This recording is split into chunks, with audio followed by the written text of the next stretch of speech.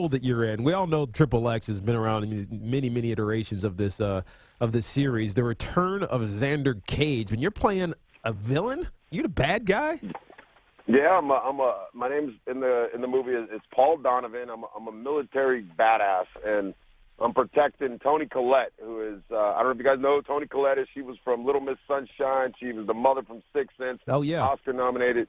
It was really cool to work with her, and I'm kind of antagonizing Ben throughout the movie. Then we have a big old fight scene at the end of the movie, and it almost didn't happen. I've been telling people, like, when this first came about, I've always done little cameos, little acting stuff.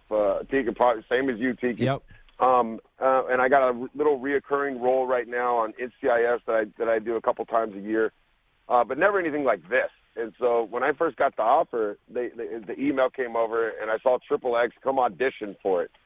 And I was like, no, I'm not doing that. That's not really, in the cards for me. And I was scared, to tell you the truth. I was like, this is not really my thing.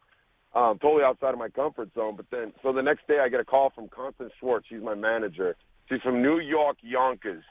And she says, she didn't even say my name. She just goes, I go, hello? And she goes, are you out of your effing mind? New York accent. Yeah. And I'm like, what are you talking about? And she goes, you get your butt down there and you audition for this movie. And so she goes, what have you got to lose? And she was right. And I was like, okay, you're right. Just go down there. Who cares what happens? And so I went down there, auditioned. There was like 10 other people auditioning for it. And I got the part, obviously. And I couldn't be happier with it. It was on set. I'm in the classes now, pursuing this, and I'm having fun. It was a great premiere last night. The people loved the movie. It was awesome. Nice, man. Well, she, by the way, you make her sound like Vince's publicist from Entourage. That's the image that I got. Tony Gonzalez, right? Listen, that's the same background, so I hear you. Tony Gonzalez with us here on Tiki and Tierney. All right, Tony, you played for a long time. You're on every Sunday with the boys on the NFL Today. You appreciate history in your through your historical prism. Can you ever recall, or can you put into proper context what we will see with Aaron Rodgers, the individual who's going to win the MVP, Big Ben, who already has 2 chips, and Tom Brady, the best of all time? The 4 quarterbacks playing this weekend. We've never seen this. As a former player, how do you process that? Well, I think it just shows what it takes to get to the big game. And if you look back, if you just look at all the Super Bowl winners, you look at the quarterback or you look at the defense, and you'll see something really, really special there, sometimes in both places. And it just shows that if you're a team out there and you got a good quarterback, a good guy who's going to win you some regular season games, get you to the playoffs, a guy you're not really complaining about, that you're not thinking about replacing, that's a good thing for a team during the regular season. But once you get to the playoffs, unless you have that once in a decade type defense, you're not going to get to the big dance. And this absolutely proves it.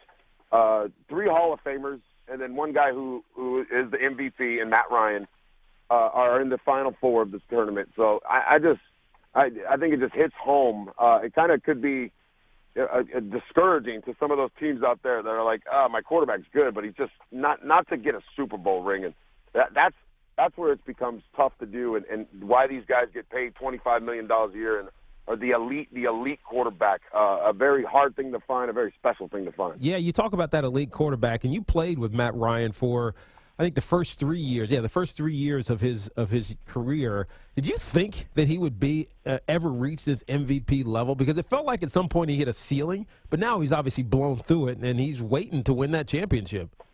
Yeah, I played with him 5 years. I came right after his rookie year and spent the next 5 years with him, and I knew right from the beginning. You could see he could make all the throws, like a lot of quarterbacks can.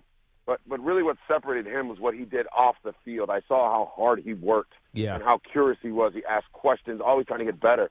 And I always said it's just a matter of not if, a matter of just it's when. It's going to happen. And I think what happened to him last year, where he had his worst year of his career statistically, and I know he was pissed off at himself saying, I know I'm better in this. And when you go through that type of situation, I went through that same thing. My second year in the league, I dropped 17 balls, led the NFL in drop balls, totally embarrassed. And it was the best thing that ever happened to me, because that offseason I asked questions about myself that I normally wouldn't have asked. that if I would have had somewhat, average success, I probably would never ask those hard questions and identified those mistakes that I need to work on, and then also speak up for myself at that point, where I can say, hey, coach, I don't like this play. I need something else, because I've done that before and it doesn't work. That's a hard thing to have, that type of freedom as a football player, and I think Matt did that this offseason with Kyle Shanahan. He went in there this offseason and said, this is what works, this is what doesn't work. He mentally went there and said, I'm not going through what I went through last year with my teammates. He probably has a different approach with them. I just got a feeling that when bad stuff like that happens, that's when you have to ask those honest questions and get honest answers from yourself, and it makes you a better football player. And that's why Matt is just dominating from the beginning of the season to the end of the season. And I anticipate he's going to do the same thing this weekend. I'll tell you, that's some good background right there on having the confidence to communicate to the coaching staff and learning the different verbiage. That's really good. Tony Gonzalez is here. And, of course, Tony, 14 Pro Bowls, 6-time first-team All-Pro, one of the best. I mean, no other way to put it, if not the best tight end of all time. And, Tony, let me ask you this. I'm with you. I think the Falcons win. I know they're tougher than people want to give them credit for. They can run. That play's going to be popping. Final game at the Georgia Dome. The Packers very well should have probably lost to the Giants, despite Rodgers' heroics here. I like the Falcons, and I do like the Pats. That second game, I mean, of course you give the Steelers a chance, but would you be surprised? I guess, how surprised would you be if the Pittsburgh Steelers win, if at all? I don't think they're going to win. Yeah. And, I would be surprised. The way New England's team is built this year, they're built like the other Super Bowl winning teams that they had. They can run the football. Most importantly, with big LeGarrette Blount, he can be a big factor on this team, because Tom's going to be Tom. He's going to do his thing, but they don't really lose at home. I mean, they didn't play that well last week. I don't know if the bye rusted them out or whatever, but especially Tom Brady, threw 2 interceptions. They went through 2 the whole season. Mm-hmm. So I expect them to bounce back. Like I said before, like with Matt, where he kind of had his bad year last year. Same thing with Hall of Fame type quarterbacks. When they don't play well the week before, the next week they bounce back. And I expect a big game out of Tom, more of that running game. And what has it been? Is 0-4 in Gillette Stadium. So I just don't see. But the chances for them to get this win, it's going to be tough for them to get the win. I'm not saying they can't get it, but I'm going to go with New England on this one. Yeah, no, it's kind of an easy bet with them at home. But actually, if you're going to bet, I would go the other way, because the money line is like it's crazy for the Steelers. I'm just calling it like it is. Look at this guy.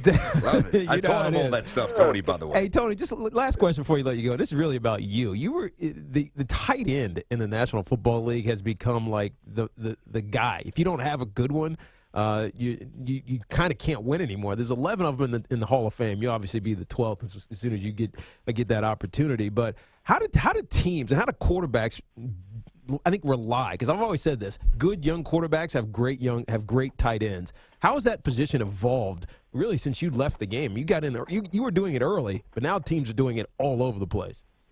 Yeah, well, I think everybody sees the matchup nightmare that a good tight end can do. A guy who can run some routes, good hands, just because it's just the physics of it. Like I'm bigger than you. So there was times I would go out there and I thought I'd run a good route or whatever, but the guy's guarding me. He has me. Yeah. But then the quarterback just throws it up in the air and I can jump up and catch the ball because I'm 6'5", 250 pounds. And so it's tough going, especially I'm going against a linebacker who's smaller, and then going against a DB, forget about it. It's a mismatch. So I think you look at the teams that are left, you look at what Cook did for Aaron Rodgers at the end of the game last week. Those guys, that's the X factor every week. I always look at, and I see Jesse James for the Pittsburgh Steelers. You look at Gronkowski, but now he's out, Martellus Bennett. These guys, they all got these X factor type tight ends, and I'm not surprised that those teams are the ones in the Final Four. You got to have it, and I look at it. It keeps getting better. I love Jordan Reed from the Washington Redskins. Yep. I think he's a great young tight end guy who runs great routes, great hands. But these guys, every team out there wants one. They need one, to tell you the truth. And it's fun to be a part of it. That with Shannon Sharp, guys from when I came into the league, that we kind of started something where you get that tight end that can go from everywhere. on the field.